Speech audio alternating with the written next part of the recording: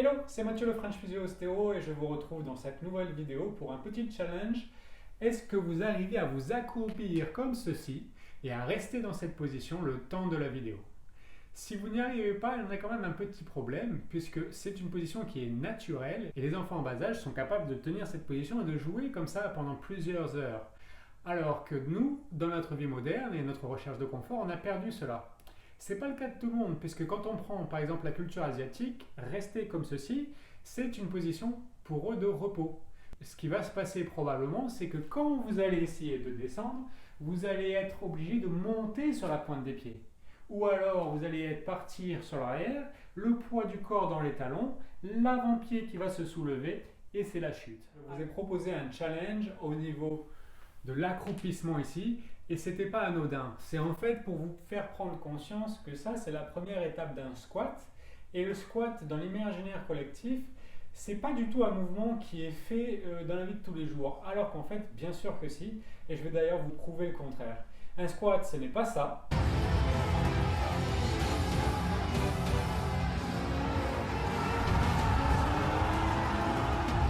Un squat c'est ça. Comme vous pouvez le voir dans la vie de tous les jours, on va passer pas mal de temps à s'asseoir et se relever.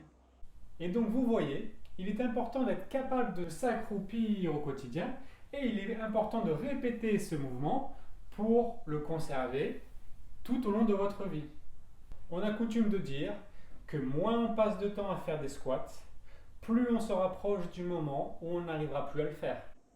Comme vous voyez, en avançant en âge, ça devient quand même de plus en plus dur. Donc c'est pour ça, pensez à vous entretenir au quotidien et à glisser dans votre routine quotidienne des squats. Même si vous n'en ressentez pas le besoin aujourd'hui, cela vous servira pour le futur. Alors, on a vu comment faire pour descendre le plus bas possible. Ensuite, on a vu pourquoi il fallait le faire. Et maintenant, on va voir quelles sont les deux stratégies qu'on peut mettre en place pour réaliser un squat. Généralement, les deux se combinent, mais il y a quand même toujours une dominante, soit de hanche, soit de genou. Et ça, comment on va le déterminer? Par l'observation. Et pour ce faire, le plus pratique, c'est de se mettre de profil. Quand vous êtes de profil ici, qu'est-ce qui va se passer? Quand je vais descendre en squat, deux types de stratégies. Donc la première de hanche. Alors qu'est-ce qui va se passer? Je vais d'abord déverrouiller mon bassin et je vais commencer par envoyer les fesses en arrière, comme si je voulais aller m'asseoir sur une chaise derrière. Donc qu'est-ce qui se passe? Ici, je pars en arrière. Et puis après, je vais commencer à descendre ici. Et si vous regardez, mes tibias relativement restent assez verticaux.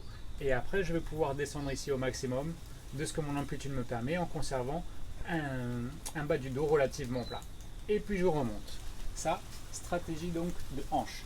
Si maintenant je choisis une stratégie plutôt de genou, qu'est-ce qui va se passer? Je vais déverrouiller les genoux en premier. Et donc à ce moment-là, ça va être ici. Et je vais commencer à descendre. Donc on est plutôt là dans un ascenseur.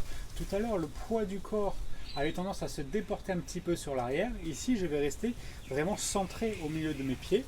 Et je vais pouvoir descendre ici. D'abord en faisant travailler mes genoux. Et donc, en avançant mon tibia, vous voyez que par rapport à la verticale, le tibia avance. Et donc, je vais aller chercher ici. Et puis pareil, si je veux aller encore plus bas, parce que là je suis bloqué, vous voyez, par ma cheville cette fois-ci. Donc ceux qui ne sont pas souples au niveau des chevilles, vous avez compris que là vous aurez un problème pour aller plus bas. Et c'est à ce moment-là qu'on va aller chercher l'amplitude dans les hanches. Là comme ceci. Et pareil, j'essaie de conserver une activation musculaire pour garder mon bas du dos bien plat. Je pourrais descendre plus bas, mais vous voyez que ça se fait au sacrifice de ma position au niveau du bas du dos. J'ai tendance à arrondir ici parce que j'ai atteint ma barrière anatomique. Si je veux, voilà, là j'ai au maximum. Ça c'est un squat que je dirais amplitude maximale pour moi, c'est ici, si je veux être actif. Et vous avez vu que comme par hasard, je déplace aussi mes bras vers l'avant pour me donner un petit peu de balancier et éviter d'être trop sur l'arrière, pour garder mon poids bien centré ici. Donc là je suis actif, les fessiers travaillent, les cuisses travaillent, tout travaille et mon bas du dos relativement plat. Il est évident qu'en étant aussi bas, il y a quand même une relative flexion dans les lombaires. Mais encore une fois, si je le tolère, c'est pas grave. Donc, vous avez vu maintenant les deux stratégies au niveau du squat. Reste à savoir, vous, qu'est-ce que vous privilégiez? Est-ce que vous êtes plutôt stratégie de hanche, stratégie de genou? Et à quel point vous mixez les deux? Parce que si vous avez par exemple des douleurs de genoux au niveau du squat, peut-être qu'il faudra adapter la technique et partir d'abord dans une stratégie de hanche et ensuite seulement plier les genoux. Ça va vous permettre de continuer à progresser en déchargeant relativement vos genoux. Ça peut être intéressant. N'hésitez pas à mettre un petit like et à commenter. Et puis n'hésitez pas à la partager à vos amis qui font du squat et qui peut-être prennent des mauvaises habitudes. Alors c'est jamais grave dans un premier temps, c'est jamais grave quand on commence, mais par contre il est certain que plus on va avancer et plus on va vouloir charger son squat, si on prend des mauvaises postures et des mauvaises techniques, les contraintes ne seront pas forcément adaptées et on augmente en fait tout simplement le risque de blessure. Comment faire son squat parfaitement et quelles attentions je dois porter? Alors on va parler bien sûr d'un squat au poids du corps puisque finalement c'est le mouvement que vous devriez réaliser avant toute chose, même avant de passer sous une barre de musculation pour ceux qui ont la chance d'aller en salle de sport. Donc pour réaliser un squat, le mieux c'est de mettre un petit saut et la façon dont vous retombez, généralement vous allez trouver l'espace optimal pour vous, qui va être probablement différent de votre voisin. C'est pas important. Ce qu'il faut, c'est trouver votre squat à vous en fonction de vos capacités anatomiques. Le but du jeu ici, ça va être de descendre en respectant quelques points et notamment comment est centré votre poids du corps par rapport à votre appui. N'oubliez pas que votre appui va passer par vos deux pieds, que ces deux pieds doivent reposer en permanence sur le gros orteil, c'est-à-dire que celui-ci ne doit jamais se décoller ici, le petit orteil et le talon. Votre centre de gravité doit être situé toujours à ce niveau-là. Votre tripode au niveau des pieds doit toujours être en appui sur le sol. Quand je vais descendre ici, je vous rappelle la petite vidéo que je vous ai déjà publiée sur le sujet, mais on va commencer par déverrouiller les hanches. Une fois que je vais basculer mes hanches en arrière, je vais pouvoir commencer mon mouvement de descente. Vous avez vu que naturellement, je place mes bras vers l'avant pour essayer de faire balancier. Vu que mes fesses partent vers l'arrière, je mets les bras vers l'avant. D'accord? Je garde mes pieds, on a dit largeur ici, je les garde bien posés, bien ancrés dans le sol. Et quand je vais commencer à descendre ici, une phase très importante, je vais activer mes fessiers. Ce n'est pas uniquement juste descendre comme ça, non.